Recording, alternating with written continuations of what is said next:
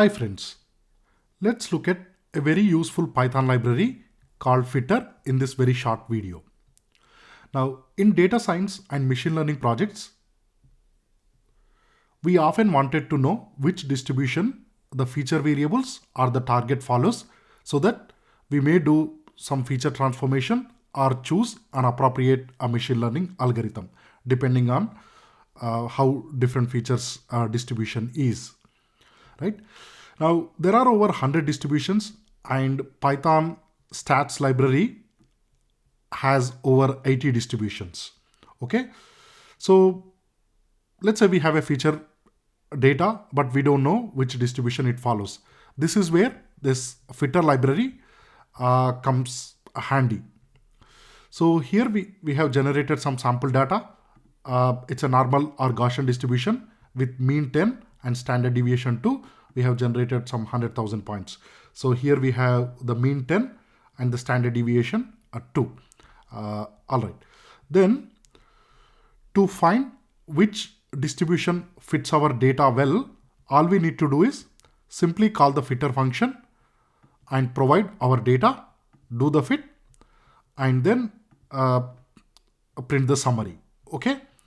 So what this does is it fit our data to some 80 plus distributions available within Python stat library, and it will also provide us some statistics related to how good a fit is, right? So here, as you can see, it will provide the sum of squared errors, and it will provide this AIC metric which estimate the prediction error, and it also provide this KS test which measure the goodness of the test, and also the p-values. By default, it sort the distributions based on the sum of squared errors.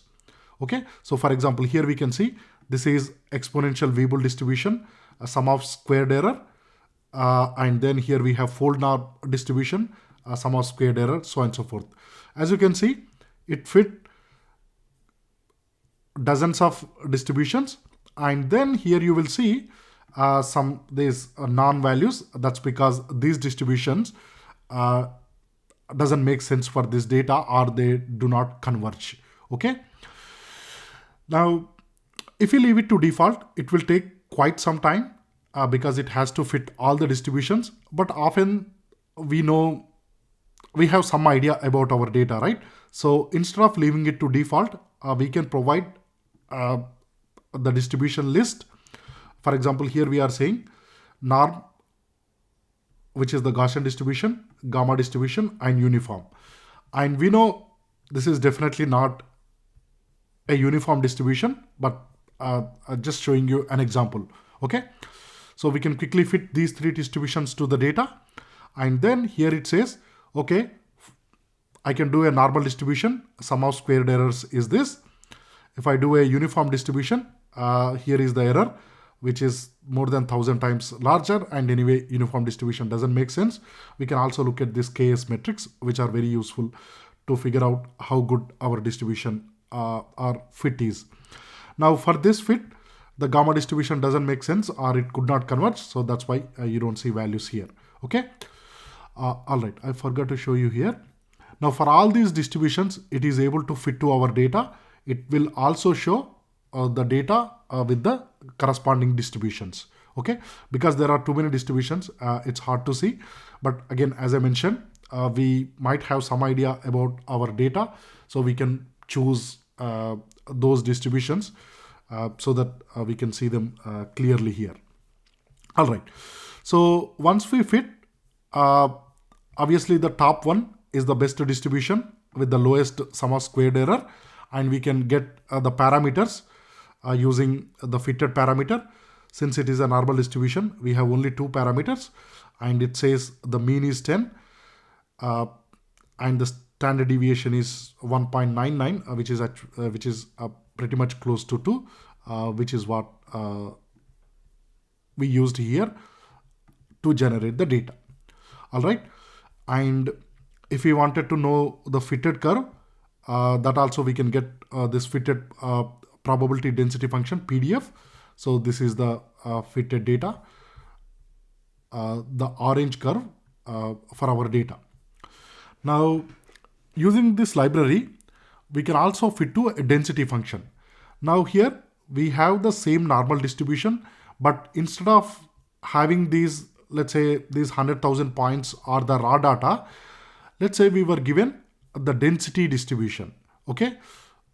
So we are simply converting it to the histogram with 30 bins. So what we have is, okay, at value, let's say 4 to maybe 4.5, we have around, let's say 10 values within that bin, right? So we have the density function instead of the raw data. Now using this library, we can also do a fit to the density function. All right.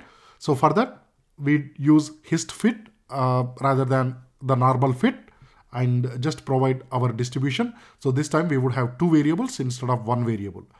And the interesting thing is, for hist distribution, we can provide some error rate within the parameters and the number of fits.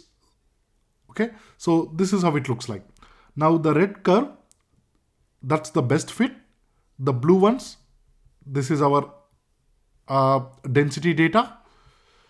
And then these gray ones are the 20 distributions within this error in our parameters, which are the mean and the standard deviation. Okay, so this is the same plot. All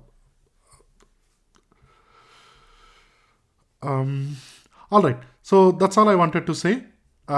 It's a really useful library. I used it quite a few times to quickly figure out which distribution the data follows. Thank you very much.